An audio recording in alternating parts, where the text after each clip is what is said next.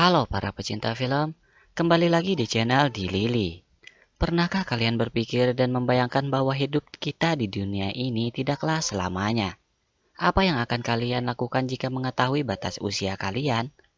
Tanpa kita sadari bahwa kita selalu bernapas, namun apakah kita menyadari bahwa hal itu tak akan selamanya? Seperti film yang kita bahas kali ini berjudul Ai Uta Yakusoku no Nakihito yang dirilis pada tahun 2019. Menceritakan tentang pasangan yang berusaha keras menjalani hidupnya dengan penuh semangat dan kebahagiaan. Walaupun mereka tahu bahwa hidup mereka tidak seperti yang lain. Mereka sama-sama memiliki penyakit yang cukup parah, namun semangat mereka untuk menjalani sisa hidup sangatlah besar. Nah, gimana keseruannya? Siapin tisu dulu karena film ini mengandung bawang. Dan mari kita mulai. なんで死ぬってのにこんな気持ちになんなきゃいけないんだよ。夢中になるってことだと思う。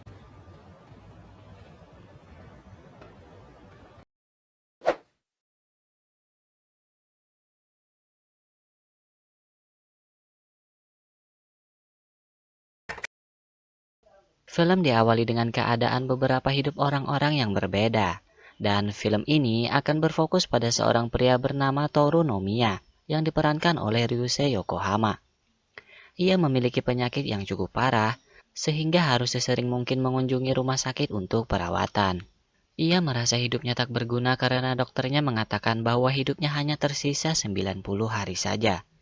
Tanpa sengaja ia bertemu dengan teman lamanya bernama Tatsuya Sakamoto yang diperankan oleh Hiroki Iijima.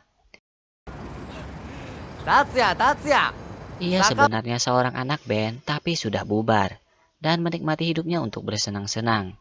Namun tidak pada Nomiya.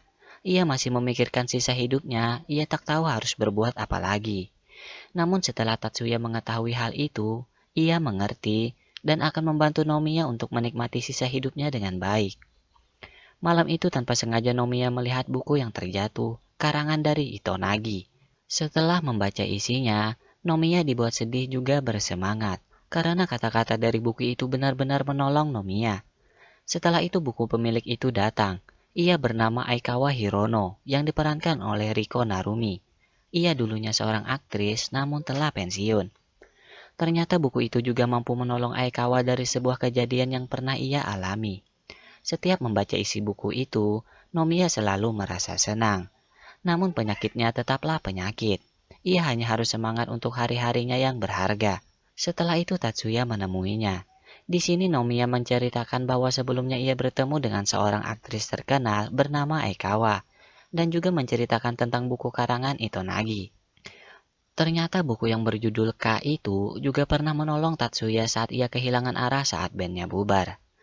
Siapa sebenarnya Itonagi? 連絡先聞いたんだろ。すぐしろ。 Tatsuya berharap agar Nomiya bisa mendekati Aikawa, agar Nomiya juga bisa merasakan kebahagiaan dari sebuah cinta. Ia mengajak Aikawa untuk bertemu, namun sebelum itu, ia harus perawatan lagi ke rumah sakit. Di sini ia melihat seorang gadis yang imut yang selalu terlihat ceria bersama anak-anak kecil. Entah itu siapa. Kini Nomiya kembali bertemu dengan Aikawa.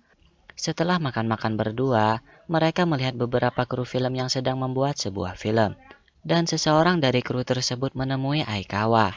Ia berharap agar Aikawa kembali ke dunia hiburan lagi, tapi Aikawa menolak. Dan keesokan harinya, Nomiya kembali bersedih karena dokternya mengatakan bahwa penyakitnya semakin parah. Perasaan Nomiya benar-benar tertekan hingga ia tak mampu mengendalikan emosinya dan marah-marah kepada Tatsuya yang menemuinya waktu itu. Nomiya sudah hampir kehilangan arah. Ia tidak tahu apa arti hidup bagi dirinya. なんで死ぬってのにこんな気持ちになんなきゃいけないんだよ。 Tanpa disangka, gadis yang dilihat Nomiya sebelumnya mengatakan bahwa hidup itu adalah menjadi orang yang sangat bersemangat. 夢中になるってことだと思う。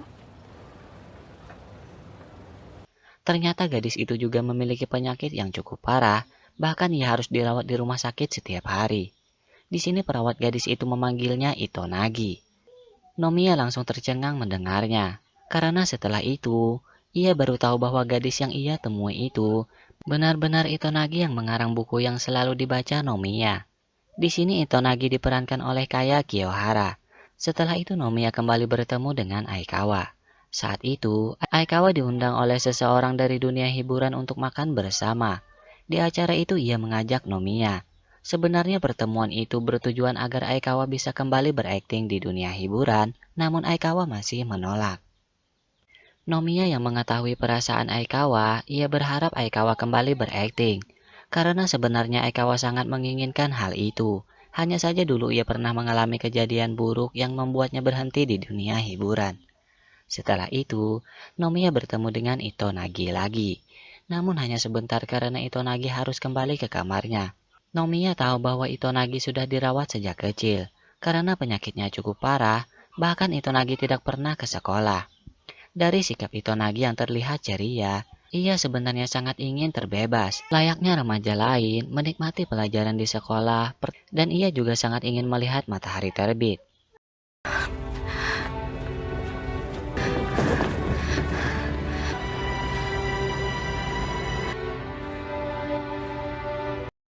Nomiya membelikan beberapa buku yang disukai Itonagi. Hal itu bisa membuatnya merasa senang. Di sini Nomiya juga memperlihatkan hitung mundur usianya. Maka Itonagi pun mengerti apa yang selama ini Nomiya rasakan. Nomiya langsung mengajak Itonagi pergi ke sekolah karena itu salah satu hal yang sangat ia inginkan. Di sini Itonagi benar-benar dibuat senang dan membuat sebuah rumus tentang dia dengan Nomiya.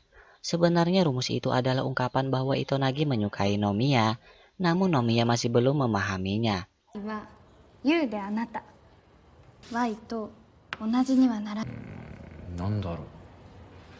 Setelah itu, Itonagi masih ingin bersenang-senang bersama Nomiya. Maka Nomiya mengajaknya untuk singgah ke rumahnya. Itonagi benar-benar dibuat senang hari itu, dan tiba-tiba Tatsuya datang. Setelah berkenalan dengan Itonagi, ia sedikit tidak percaya bahwa Nomiya bisa bertemu dengan pengarang buku yang pernah menolongnya. Namun setelah makan malam itu, ibunya Nomiya sangat sedih mengingat bahwa Nomiya tidak akan bersamanya lebih lama lagi. Nomiya berusaha tegar menghadapi sisa hidupnya, walaupun hal itu benar-benar menyakitkan. Itonagi yang merasa hidupnya juga di posisi yang sama, berharap mereka bisa menguatkan satu sama lain. Tatsuya pun mengerti akan hal itu. Setelah itu Nomiya mengajak Itonagi untuk pergi ke pantai dan berharap bisa melihat matahari terbit di pagi harinya. Namun di waktu itu, Itonagi sudah tidak berdaya. Nagi? Karena ia tidak diperbolehkan untuk terlalu kelelahan. Maka Nomiya yang membawanya ke rumah sakit.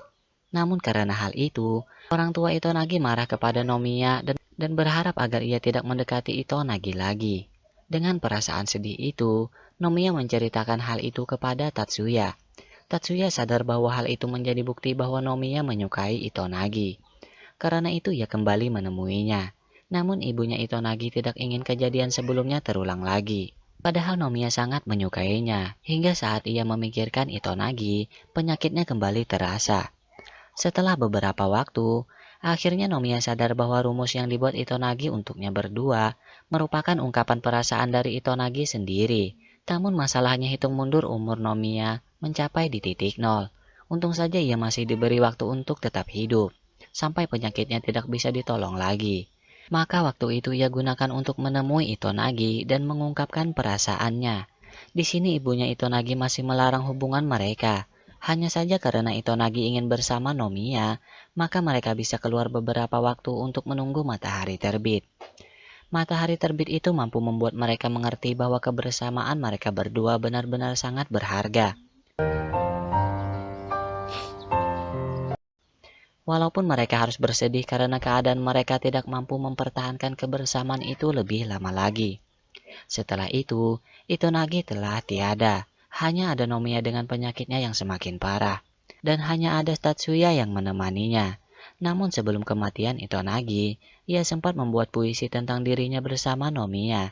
Nomiya ingin mendengar puisi itu dari Tatsuya. Setelah Tatsuya buat menjadi sebuah lagu, maka ia memperlihatkan lagu itu di depan Nomiya. Dan lagu itu juga sudah tersebar luas, hingga Aikawa juga mengetahuinya.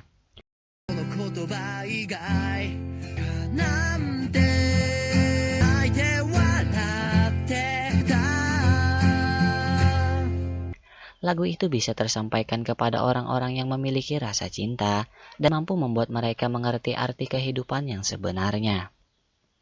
Namun yang tidak disangka, yang paling menyakitkan adalah Tatsuya. Ternyata ia juga memiliki hidup yang terbatas tanpa ada yang tahu rasa sakit yang ia rasakan. Dan hal itu menjadi akhir dari film ini. Ending yang bikin baper.